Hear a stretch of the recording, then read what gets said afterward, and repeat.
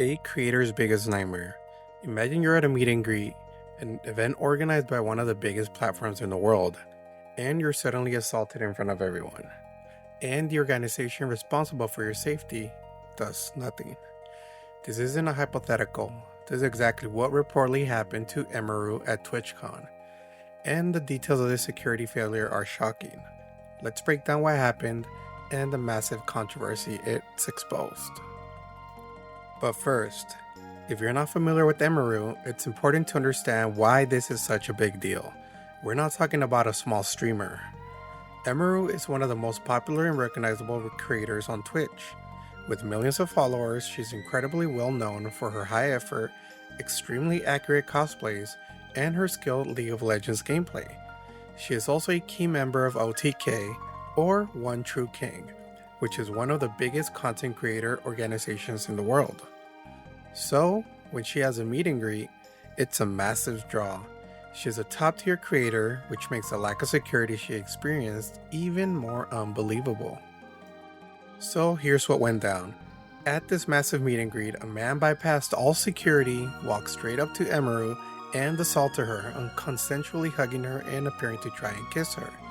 In the clip, you see him get pushed off, but not by TwitchCon staff. That was Emiru's own hired bodyguard. And what happens to the assailant? Does a swarm of security tackle him? Is he detained?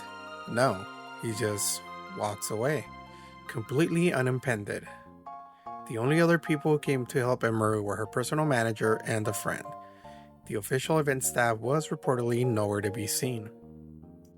This is already a massive failure, but the context makes it so much worse.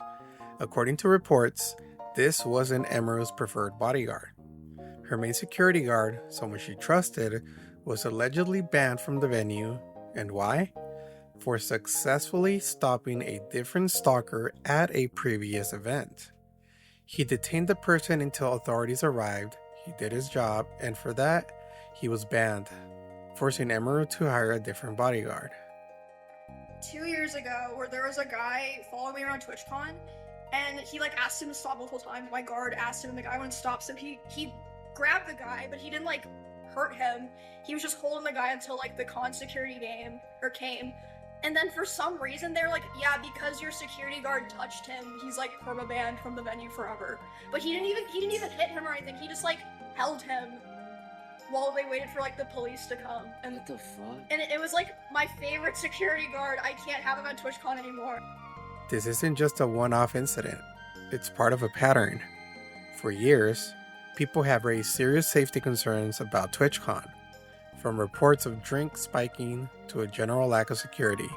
Every year, Twitch says they are beefing up security, and yet one of their biggest stars was assaulted on day one.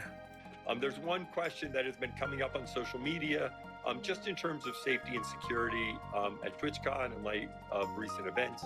So I want to be very clear, we take security at our events like TwitchCon extremely seriously. Every year we build on a successful approach to TwitchCon safety and security, particularly as we become aware of new or emerging security or safety challenges. So we have teams focused on this year round, including keeping creators and community members safe on Twitch or at TwitchCon. We have rules and standards regarding TwitchCon attendees that they have to follow. And we limit, for example, if people who've been indefinitely suspended. After the incident, Twitch released an official statement. They called the behavior completely unacceptable and said law enforcement and event security were on site and responded to the incident. They also claimed they immediately blocked the individual. But Emiru's own statement flat out contradicts this. In her update, she called Twitch's claim a blatant lie.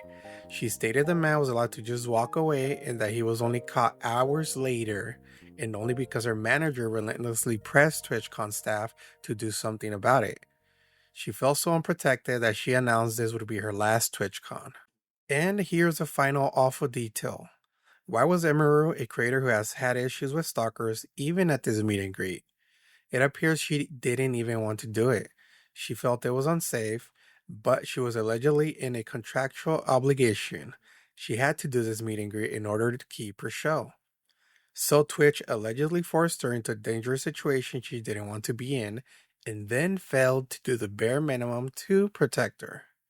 Because of the stuff, but in order to, I can't cancel my meet and greet and not cancel her show because of the fact that the reason I cancel my meet and greet is I don't want to be in the same place for 2 hours because of people being weird. Okay. And then I'm under contract with them, so I can't cancel one and not cancel the other. Interesting. Oh. So I'm sorry, I kept my meet and greet because I wanted to keep my show. This is a complete and total failure on Twitch's part. When you build an empire on the backs of your creators, your number one job is to provide a safe environment for them. They banned a bodyguard who was good at his job and then provided non-existent security that failed to stop an assault. The question for Twitch is simple. If you can't protect your biggest stars, how can anyone feel safe at your events? That's all for this one. Let me know your thoughts on this situation in the comments. Stay safe out there. Be sure to check me out on YouTube Live and Twitch, as you can find me progressing through games and simply chill with me. I would also like to mention that I now offer 2 levels of membership on YouTube where you can obtain exclusive perks or simply support my channel. Thank you for watching, and I will see you next time.